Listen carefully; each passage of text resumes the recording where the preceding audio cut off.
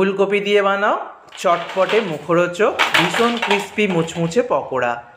অনেক রকম পকোড়া তোমরা খেয়েছো, কিন্তু ফুলকপি দিয়ে এত সুন্দর পকোড়া বানানো যায় যে একবার যদি বানিয়ে খাও এই মুচমুচে পকোড়া ছেড়ে অন্য পকোড়া খেতে আর ভালো লাগবে না। বিকালে বা সন্ধ্যায় চা বা কফির সাথে দারুণ জমে যাবে। রেসিপিটার জন্য এখানে আমি অর্ধেকটা ফুলকপির ছোট বড় দুরকম টুকরো করে কেটেছি। ছোট আর একটু মাঝারি করে দুরকম করে টুকরো করেছি। তোমরা ছোট ছোট করে করতে পারো একদম, আবার এরকম মাঝারি করে, তো দুরকমই মিশিয়ে নিলাম। তারপরে দেখো লবণ জল আমি গরম হতে দিয়েছিলাম। লবণ জলটা যখন ফুটে উঠতে শুরু করেছে তখন আমি এই ফুলকপিগুলো দিয়ে দিচ্ছি। ফুলকপির টুকরোগুলোকে 3 মিনিট খুব ভালো করে ভাপাতে হবে। যখন ফুটে উঠতে শুরু করেছে তখন ঢাকা দিয়ে দিলাম। মিডিয়াম ফ্লেমে আমি 3 মিনিট ভাপিয়ে নেব, তার থেকে বেশি কিন্তু ভাপাবো না। 3 মিনিট পর আমি ঢাকনা খুলে গ্যাস অফ করে দিলাম। এবার এই ফুলকপিগুলো আমি তুলে নেব। এগুলোকে তুলে নেওয়ার পর একটা পাত্রের মধ্যে বা একটা ছাঁকনির মধ্যে রেখে জল ঝরিয়ে নেব আর সম্পূর্ণ ঠান্ডা করে নেব। চাইলে ফ্যানের তলায় রেখে তোমরা ঠান্ডা করে নিতে পারো তাড়াতাড়ি, অথবা একবার ঠান্ডা জল দিয়ে ধুয়েও নিতে পারো।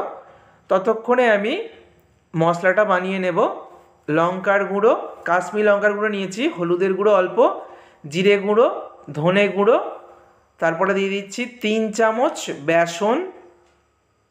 3 চামচ বেসন দেওয়ার পর এবার দেবো 2 চামচ চালের গুঁড়ি, নর্মাল সিদ্ধ চালের গুঁড়ি দিয়েছি। 2 চামচ দিয়ে দিচ্ছি কর্নফ্লাওয়ার। এই কর্নফ্লাওয়ারটা দিলে ভীষণ মুচমুচে হবে পকোড়াগুলো। এখানে আমি বিট লবণ দিয়ে দিলাম, তোমরা নর্মাল লবণও দিতে পারো। দিয়ে দিচ্ছি আদা বাটা, এখানে রসুন বাটাও দিতে পারো, আমি দিলাম না। অল্প ধনেপাতা কুচি অ্যাড করে দিলাম। দিয়ে দিচ্ছি 2 চামচ ভিনিগার, তোমরা এখানে পাতিলেবুর রসও দিতে পারবে। এবারে দিয়ে দিচ্ছি 2 চামচ টমেটো সস, আর দিয়ে দেবো এখানে 1 চামচ চিলি সস। এবারে সামান্য হিং অ্যাড করছি, একটু হিং দিলে কিন্তু পকোড়াগুলো খেতে খুব ভালো লাগে। তো যারা হিং পছন্দ করো না বাদ দিয়ে দেবে। আর ছোটো চামচের 1 চামচ গরম মশলার গুঁড়ো দিয়ে দিলাম। এবার সব কিছুকে আগে খুব ভালো করে চামচ দিয়ে মিশিয়ে নিচ্ছি। ভালো করে মিশিয়ে নেওয়ার পর জল দিয়ে একটা মিশ্রণ তৈরি করে নেব। তবে মিশ্রণটা কিন্তু খুব বেশি পাতলা করা যাবে না, আবার খুব অতিরিক্ত ঘনও রাখা যাবে না, মিডিয়াম করে বানাতে হবে। তো অল্প অল্প জল দিয়ে আমি দেখিয়ে দিচ্ছি, দেখো খুব ভালো করে মিশ্রণটা বানিয়ে নিয়েছি। ঠিক এরকমটা করে নিতে হবে যাতে ফুলকপির গায়ে কোটিংটা খুব ভালোভাবে লেগে যায়।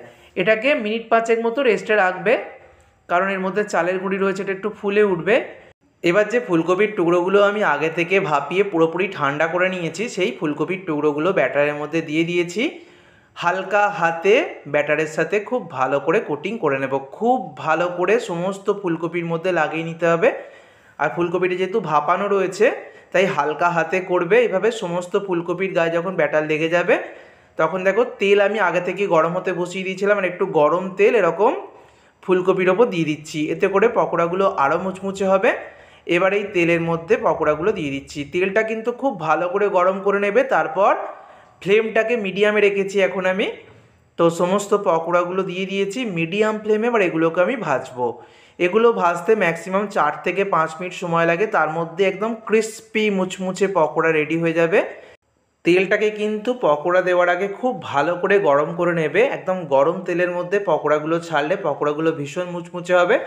পকোড়া ভাজার সময় গ্যাসের ফ্লেমটাকে মিডিয়ামে বা লো টু মিডিয়ামে রেখে ভাজতে পারো, আর যখন পকোড়াগুলো ভাজা হয়ে যাবে তখন কিন্তু ফ্লেমটাকে আবার বাড়িয়ে দেবে। এইভাবে ফ্লেমটাকে একটু বাড়িয়ে কমিয়ে করলে পকোড়াগুলো মুচমুচে হবে। এইভাবে সমস্ত পকোড়া ভেজে নিয়েছি, দেখো কত সুন্দর মুচমুচে পকোড়া তৈরি হয়েছে।